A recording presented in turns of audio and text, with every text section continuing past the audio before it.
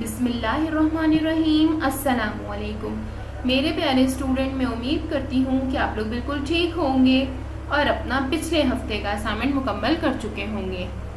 پیارے بچوں، آج ہم اپنے نئے ہفتے کا کام کرنا شروع کرتے ہیں۔ ہم نے پچھلے ہفتے سبق نعت کا آغاز کیا تھا۔ آج ہم اسی سبق سے متعلق بقایا کام کریں گے۔ آپ کے اسائنمنٹ میں دیا گیا پہلا سوال ہے،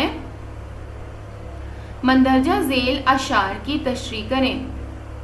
شعر نمبر 1، سلام اس پر کہ جس نے بے کسوں کی دستگیری کی، سلام اس پر جس نے بادشاہی میں فقیری کی۔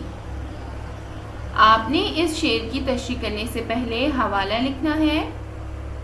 یہ شعر ہماری اردو کی درسی کتاب نعت سے لیا گیا ہے۔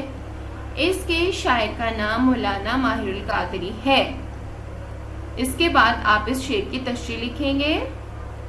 تشریح ہے، اس شعر میں شاعر آقا صلی اللہ علیہ وآلہ وسلم کی تعریف بیان کرتے ہوئے فرما رہے ہیں کہ وہ پیاری ہستی جس پر ہماری جان قربان ہے، سلام ہے حضرت محمد صلی اللہ علیہ وآلہ وسلم پر، جس نے بے سہاروں کو سہارا دیا، جو لوگ بے گھر تھے ان کو پناہ دے کر سہارا دیا۔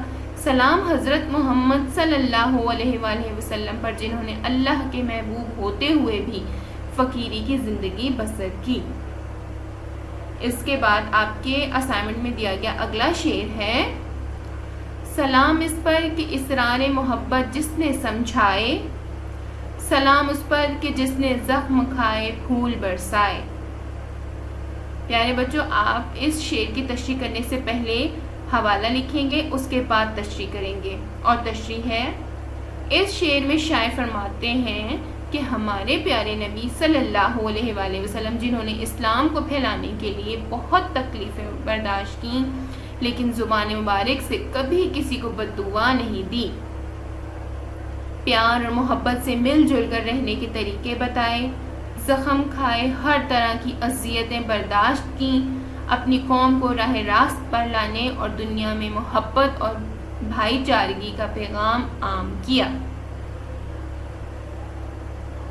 اس کے بعد آپ کے اسائنمنٹ میں دیا گیا تیسرا شعر ہے، سلام اس پر کہ جس کے گھر نہ چاندی تھی نہ سونا، سلام اس پر کہ ٹوٹا بوریا جس کا بچھونا تھا۔ اس کی بھی تشریح کرنے سے پہلے آپ حوالہ لکھیں گے، اس کے بعد تشریح کریں گے۔ تشریح آپ کچھ اس طریقے سے لکھیں گے، اس شعر میں شاعر ہمارے پیارے نبی صلی اللہ علیہ وآلہ وسلم کی تعریف بیان کرتے ہوئے کہتے ہیں کہ حضرت محمد صلی اللہ علیہ وآلہ وسلم کی عظمت کو سلام ہے، جس کے گھر میں نہ سونا نہ چاندی تھی، حالانکہ سارے بادشاہ بھی ان کے گھر کے غلام تھے، لیکن اس ہستی کا بستر ایک ٹوٹی پھوٹی چٹائی تھی۔ آپ صلی اللہ علیہ وآلہ وسلم کی زندگی مسلمانوں کے لیے مثل راہ ہے اور سبق دیتی ہے کہ ہر حال میں اللہ تعالیٰ کا شکر ادا کرنا چاہیے اور پرہیزگاری والی زندگی گزارنی چاہیے۔ اوکے بچوں، یہاں پر آپ کے اسائنمنٹ میں دیا گیا تمام کام مکمل ہوتا ہے اور میں امید کرتی ہوں کہ آپ کو آپ کے اسائنمنٹ میں دیا گیا تمام کام اچھے سے سمجھ میں آ گیا ہوگا۔ اوکے بچوں، تھینک یو، اللہ حافظ۔